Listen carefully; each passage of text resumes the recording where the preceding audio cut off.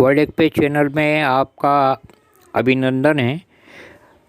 प्रस्तुत की जा रही हैं वर्ल्ड मीडिया द्वारा विश्व और भारत की खास खबरें।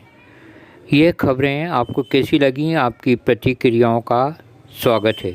इसे प्रस्तुत कर रहे हैं राजकुमार हंस एवं देवन किशोर ढुंगाना। भारत के chief of defence staff CDS Vipin Rawat ने साफ शब्दों में चीन को चेतावनी देते हुए कहा है, यदि दोनों देशों के मध्य सैन्य वार्ता विफल होती है तो हमारे पास सैन्य विकल्प खुले हुए हैं। हम अपनी संप्रभुता से समझौता नहीं करेंगे। सेना प्रमुख की इस चेतावनी के बाद कयास लगाए जा रहे हैं, यदि चीन अपनी हरकतों से अब बाज नहीं आया तो भारतीय सेना उसकी तानाशाही का मुंह कुचल कर रख देगी। उत्तर प्रदेश के बसपा नेता पूर्व मंत्री रामवीर उपाध्याय के भाजपा में शामिल होने की अटकलें लगाई जा रही हैं।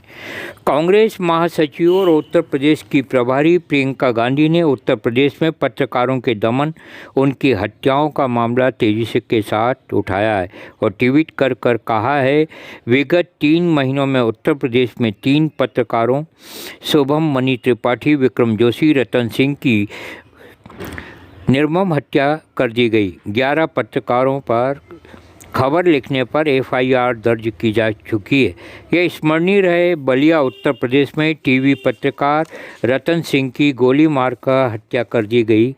इसका पूरे भारत भर के पत्रकार विरोध कर रहे हैं।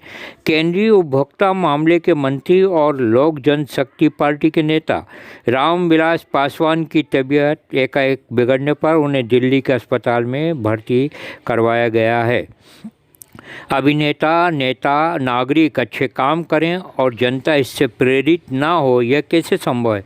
फिल्म अभिनेता सोनू सूद से प्रेरणा लेकर आंध्र प्रदेश के विजयनगरम जिले के 2 गांवों में 250 परिवारों के सदस्यों ने खुद घाट को व्यवस्थित रूप से काटकर 4 किलोमीटर लंबी सड़क का निर्माण कर दिया। इन परिवारों ने 20 लाख का कर्जा लेकर सड़क बनाने की सुपहल भी की। CISF ने विश्व की सबसे ऊंची प्रतिमा स्टैच्यू ऑफ यूनिटी की सुरक्षा की जिम्मेदारी संभाल ली।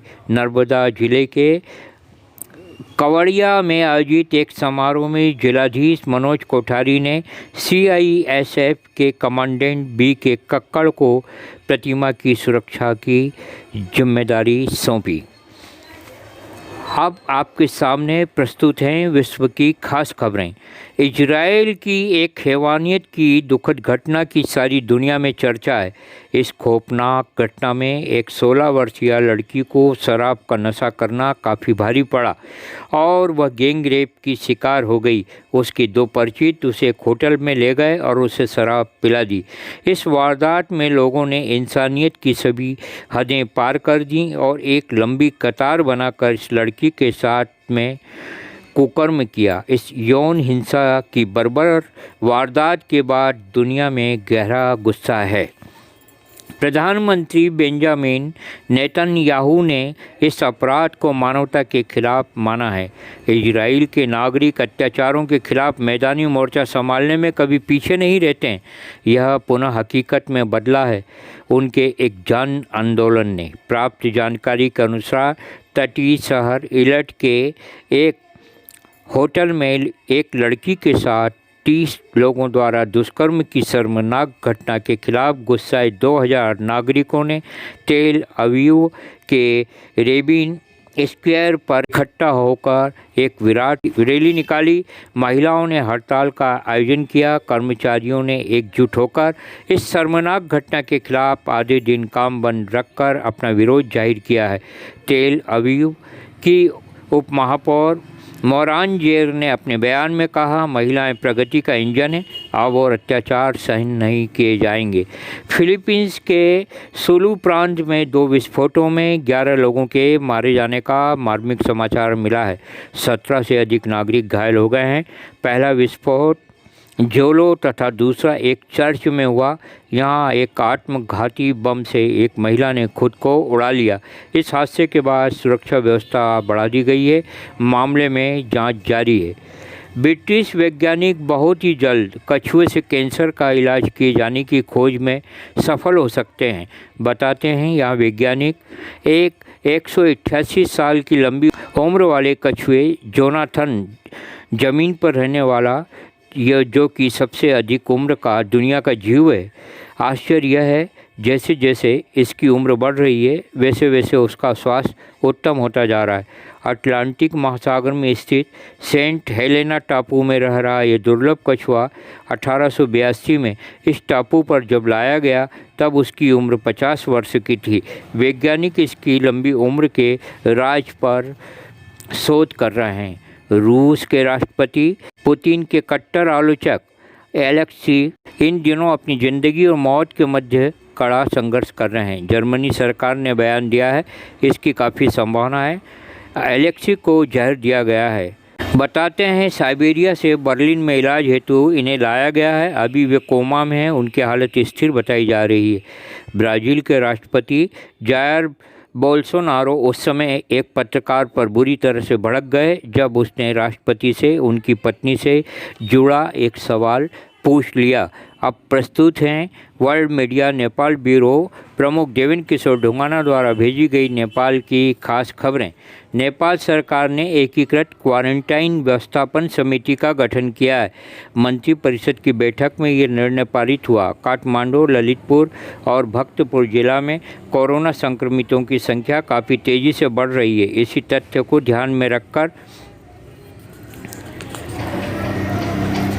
और विदेश से आने वाले नेपाली नागरिकों की समस्याओं को दृष्टिगत रखते हुए काठमांडू घाटी में व्यवस्थित क्वारंटाइन गृह का निर्माण किया जा रहा है। अर्थ और संचार तथा सूचना प्रविधि मंत्री एवं सरकार के प्रवक्ता डॉक्टर युवराज खटीवड़ा के अनुसार कोरोना संबंधी जोखिम को नज़र में रखते हुए एकीकृत क्वारंटाइन व्यवस्थापन समिति का निर्माण किया गया है। इसमें कई वरिष्ठ अधिकारी शामिल किए जाएंगे। क्वारंटाइन सुरक्षा की व्यवस्था नेपाली सेना को सौंपी जाएगी। भारतीय संचार माध्यम से प्रकाशित एवं प्रसारित खबरों के अनुसार भारत नेपाल सीमा पर चीन अपने सांस्कृतिक केंद्रों की संख्या तेज़ी से बढ़ाकर खुफियागिरी करने और भारत विरोधी भावनाओं को भड़काने की योजना पर तेज़ी से काम कर रहा है। नेपाल सीमा पर चीन द्वारा सांस्कृतिक केंद्र बनाने की पुष्टि खुफिया एजेंसी ने की है। विभिन्न खुफिया एजेंसियों की बैठक में नेपाल सीमा से जुड़े संवेदनशील मुद्दे पर प्रमुखता से चर्चा की गई।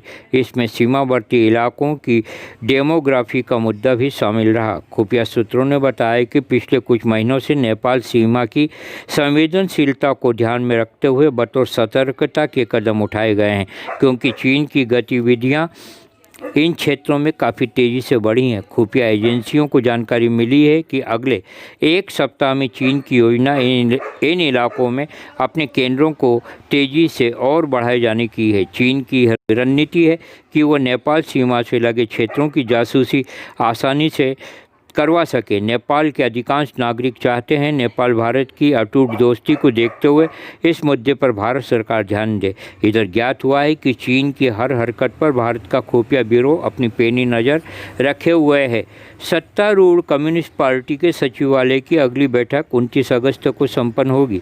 अध्यक्ष पुष्प कमल दाहाल प्रचंड के प्रेस सचिव विष्णु सापकोटा ने जानकारी देते हुए बताया कि दोनों पार्टी अध्यक्ष केपी शर्मा ओली तथा प्रचंड की पिछले दिनों 24 अगस्त को हुई बैठक में चर्चा के बाद यह अगली बैठक का आयोजन निश्चित किया गया है। और आगामी समाचार इस प्रकार है। कोरोना महामारी के चलते विगत 5 माहों से सील की गई नेपाल भारत सीमा अगले माह 17 सितंबर से खोले जाने के आसार हैं। दिल्ली स्थित नेपाल दूतावास से सूचना पत्र के जारी होने की सरगर्मी से चर्चा है। सूत्रों ने बताया सीमा खोले जाने के प्रमुख मुद्दे पर गंभीरतापूर्वक चिंतन मनन जारी है। बताइए ये समाचार आपको कैसे लगे। जय विश्व, जय भारत।